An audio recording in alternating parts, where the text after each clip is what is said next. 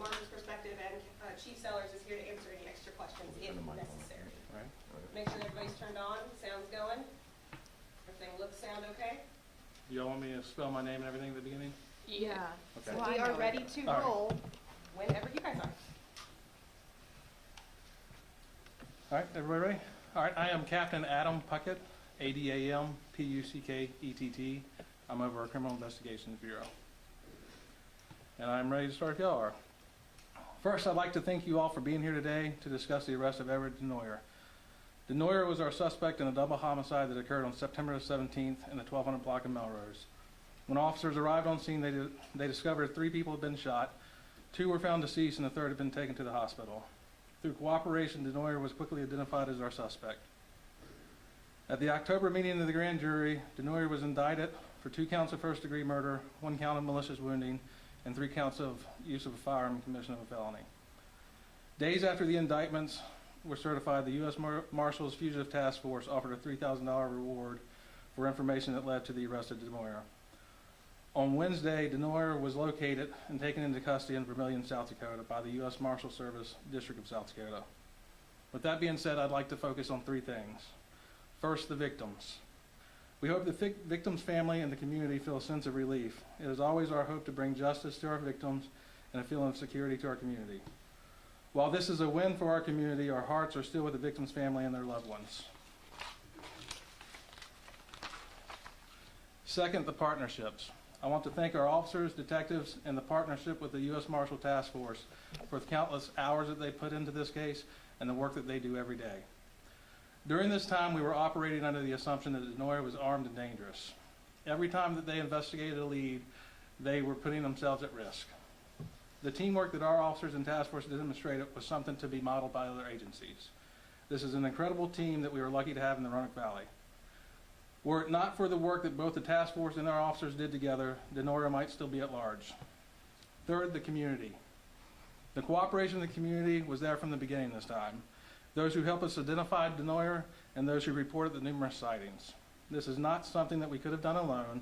These are the results. This is a direct reflection of the results that can happen when we work together. Thank you for your help. We'd also like to thank the personnel from the U.S. Marshal Service in South Dakota, the Division of Criminal Investigations in South Dakota, the Clay County Sheriff's Office in South Dakota, the Vermillion Police Department in South Dakota, the South Dakota Highway Patrol, their SWAT team, and the Bureau of Alcohol, Tobacco, and Firearms. At this time, we'll turn it over to the marshals. My name is Supervisor Deputy Frank Shermer, S-C-H-E-R-M-E-R. I just want to thank the Roanoke Police Department because at the end of the day, Cardiff is just an organization that is made up of many different investigators from many different jurisdictions in this area. Marshal Service gets a lot of credit for this, but at the end of the day, it was some of the best and brightest investigators from the region that contributed to this. This arrest was done through amazing police work and great engagement with the community, which helped out greatly in making this apprehension. It took several weeks, but in the end, it turned out well. I think it's important for the community to know they're doing a great front-end job of letting the community know that we're serious about any gun violence in the region. However, it's important the community knows that on the back end, there's a great team of investigators that will find you at the end of the day. It's not a matter of if we find you, it's when we find you. So if you choose violence in the end, we have an answer for that. Thank you. We have time for a few questions. Whoever you want to ask will step up to the podium. To start off, can y'all talk a little bit more about how he was found and where he was specifically in South Dakota? Yeah, Mr. Denoyer was found in Vermillion, South Dakota. It was a culmination of great police work and engagement with the community that strung together a lot of different tips that took him to that area. It was impressive to watch how the different investigators pieced different pieces of information together, which took him to that area.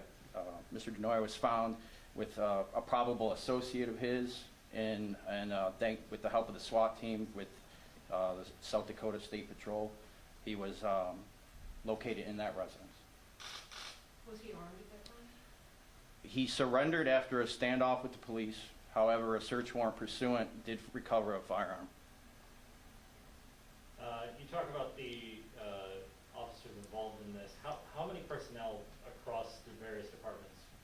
were involved in making this happen? It's hard to quantify because a lot of specialty divisions contributed small elements, but I'd say a good guess would be no less than 50 different investigators contributed some portion into the investigation.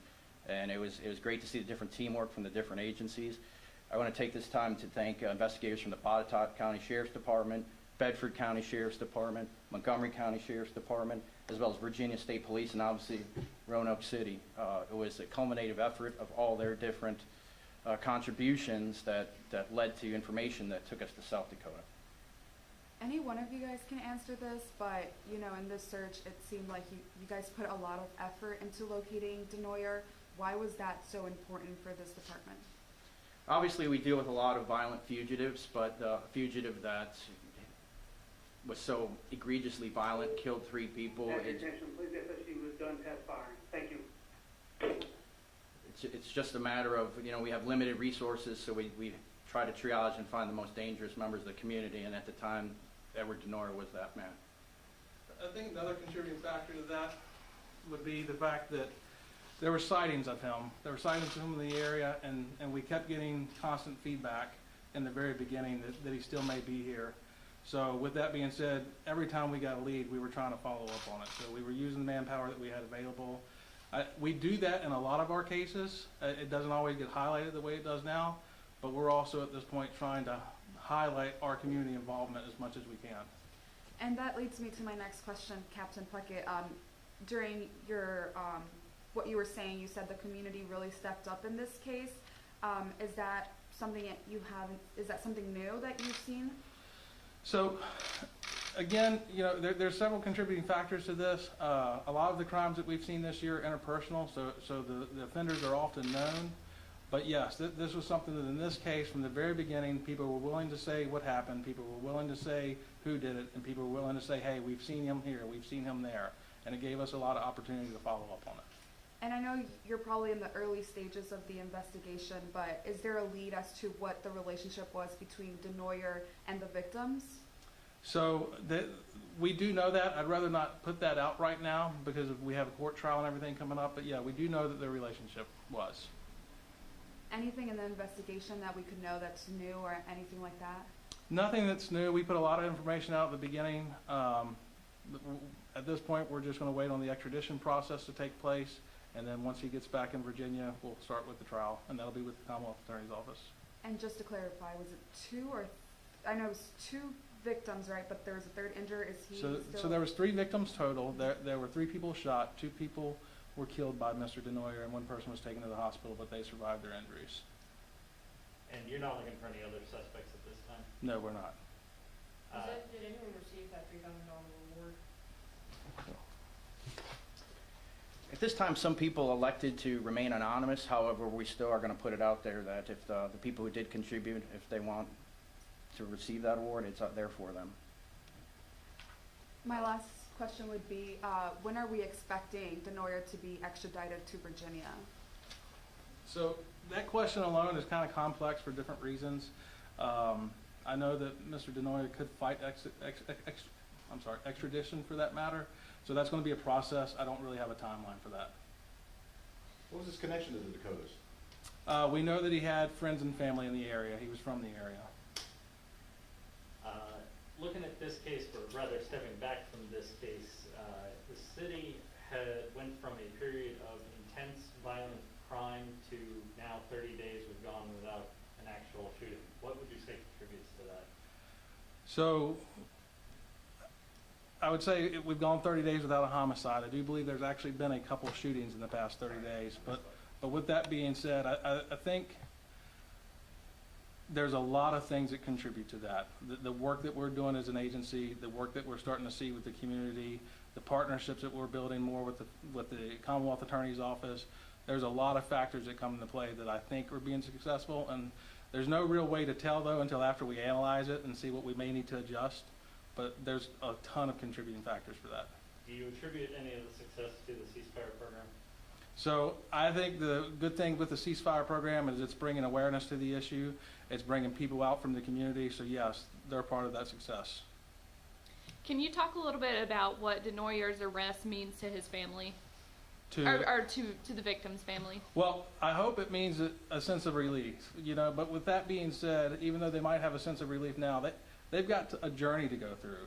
Like I said, there's going to be a trial, there's going to be court proceedings, and, it's not, for a lot, it's not happy from here on forward. They've got a lot of grief to deal with. Were officers here familiar with Denoyer? Does he have any kind of a record that kind of put him on y'all's alert list as a suspect? No, Mr. Denoyer was not very known to us. There was a few things he was involved in, but there was nothing that would have made him a person of interest in anything. Was it just the nature of the crime that put you guys on high alert, or what? No, the nature of the crime, I know you use the word high alert. I don't know that that's an accurate depiction of it. I think because we had so much interest with the public and communication with the public, we always enlist our Marshals Task Force to help us hunt down fugitives, not just homicide suspects, but aggravated assaults, any felony warrant to deal with violent crime. This is what the Marshals Task Force does. This one probably got what perceived to be more attention because there was public involvement, there were so many sightings of him, and we wanted to make sure that was communicated with the public. Do you have any idea how many sightings you guys tracked? The last count I had was 5, but that could have increased. I just don't have that exact number. Were those 5 in Roanoke? There were at least 4 of them in Roanoke, and one of them was along the 460 corridor. I'm not sure if it was Roanoke County or Roanoke City.